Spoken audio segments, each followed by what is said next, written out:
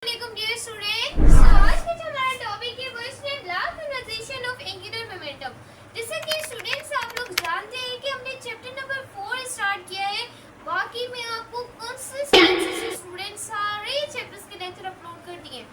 एमटीकेट, ईटीकेट, NEET सबके लिए मैं वीडियो बना रही हूँ। एमटीकेट के एमसीक्यूज बता देती हूँ, नीट के भी एमसीक्यूज बता देती हूँ, साथ में जो एडीकेट है उनको भी फिजिक्स, क्योंकि फिजिक्स इंतहाई ज्यादा आपको हार्ड लगती है।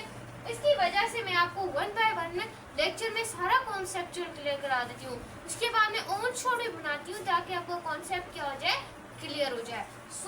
इससे पहले हमने एक टॉपिक पढ़ा था, उसको आपने वॉच कर लेना है, जिसका नाम था स्टूडेंट एंगुलर मोमेंटम।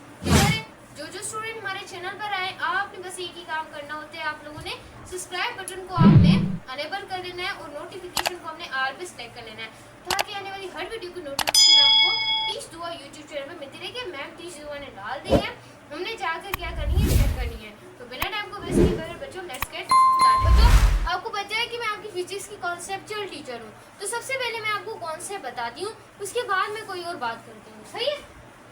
तो बच्चों लॉ पढ़ने वाले, जैसे कि मैंने आपको पढ़ाया था चैप्टर 3 में law conversation of linear momentum.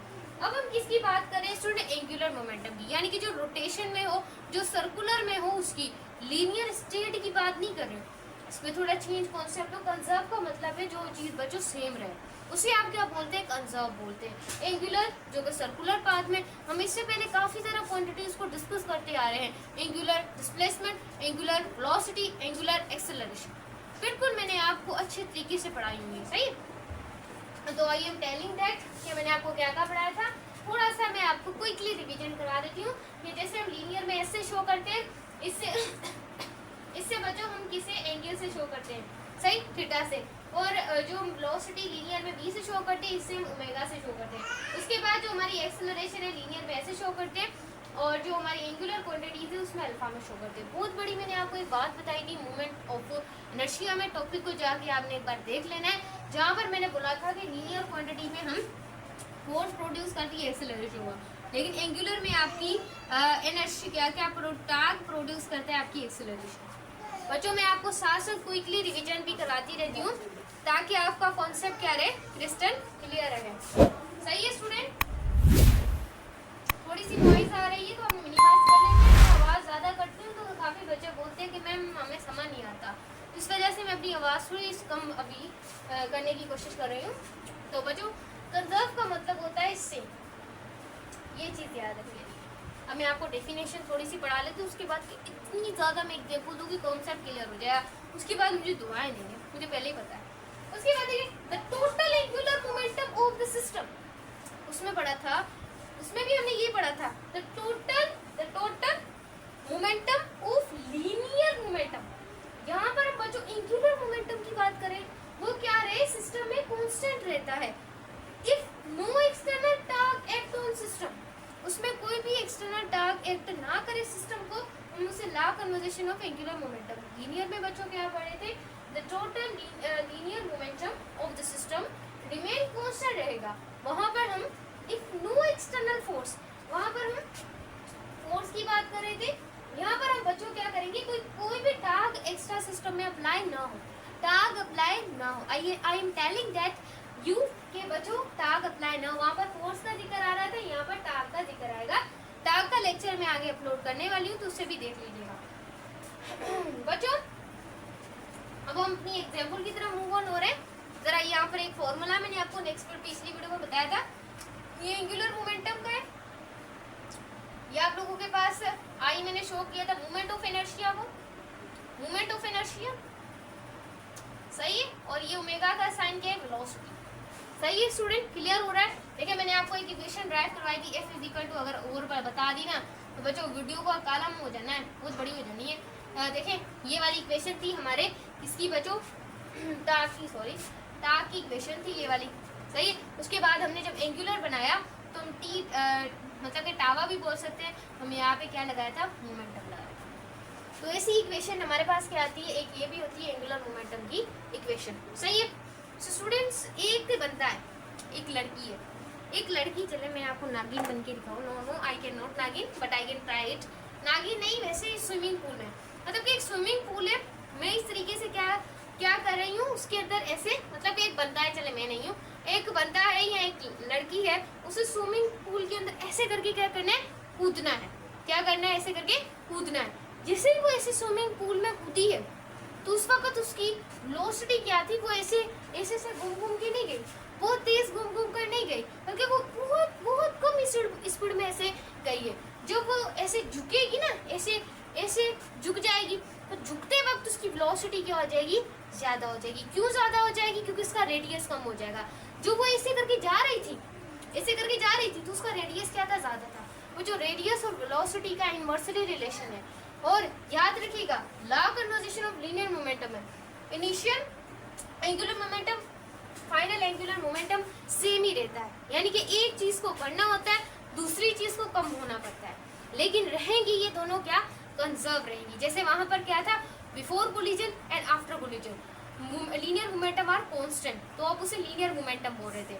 सही, यहाँ पर हम एंगुलर मोमेंटम की बात करें, यानी कि इनिशियल मोमेंटम, एंगुलर मोमेंटम और जो फाइनल जो मोमेंटम है एंगुलर मोमेंटम, वो क्या रहे, सेम रहे। तो ऐसे law of conversation of angular momentum, यानी कि जब वो ऐसे गई थी तो उसका रेडियस कम था और उसकी स्पीड कम थी। जब वो ऐसी हो गई तो उसका रेडियस क्या हो गया, कम हो गया, और उसकी वेलोसिटी ज्यादा हो गई। यहाँ पर उसकी वेलोसिटी क्या थी, ज्यादा थी।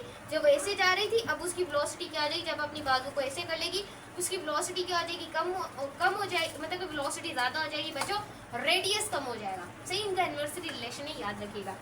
सही, अभी मैं बच्चों आपको क्या कहना चाह रही हूँ, जरा देखें। ये आई या movement of inertia, omega means velocity, movement of inertia velocity.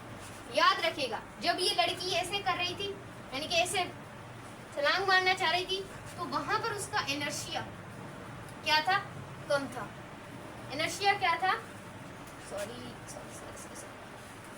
जब ये बच्चों ऐसे यहाँ से क्या मार रही थी, छलांग मार रही थी, तो बच्चों इसकी वेलोसिटी क्या थी, कम थी।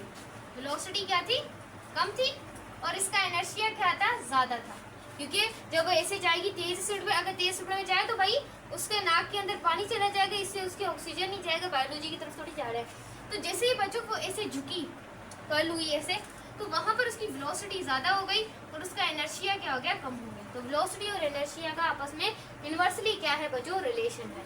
कैसे, अब यहाँ पर बच्चों इनर्शिया बड़ा है ऐसे, और हमारी जो वेलोसिटी है वो क्या हुई है, कम हुई है। और यहाँ पर इनर्शिया कम हुआ है, वेलोसिटी बढ़ गई है, क्योंकि वो लड़की कर्ल हो गई है। बुक की एग्जाम्पल दे रही हूँ। सही, बुक को पढ़ने की कोई जरूरत नहीं, टीच वो आपके साथ है, बुक की ही एग्जाम्पल पढ़ाती है। यहाँ अगर MD बच्चों नीट सब के लिए, हाँ। अब आई को जब आप खोलेंगे तो मैंने एक फॉर्मूला बताया कि किसके बराबर होता है, MR के, क्योंकि MR आई मैंने पढ़ाया था, MR और अल्फा के क्या होता है, बराबर होता है। इस तरीके से MR को आप लोग हटाते हैं, MR को जब आप हटाते हैं तो आई आ जाता है और अल्फा आ जाता है, लेकिन यहाँ पर इसकी डेरिवेशन कुछ इस तरीके की है। सही है, तो यहाँ पर आप देखें कि आई को खत्म करेंगे, MR1 का क्या हो जाएगा, स्क्वायर हो जाएगा, ओमेगा1 ऐसे ही रहेगा, क्योंकि यहाँ पर आपका इनर्शिया ज्यादा है, वेलोसिटी कम है।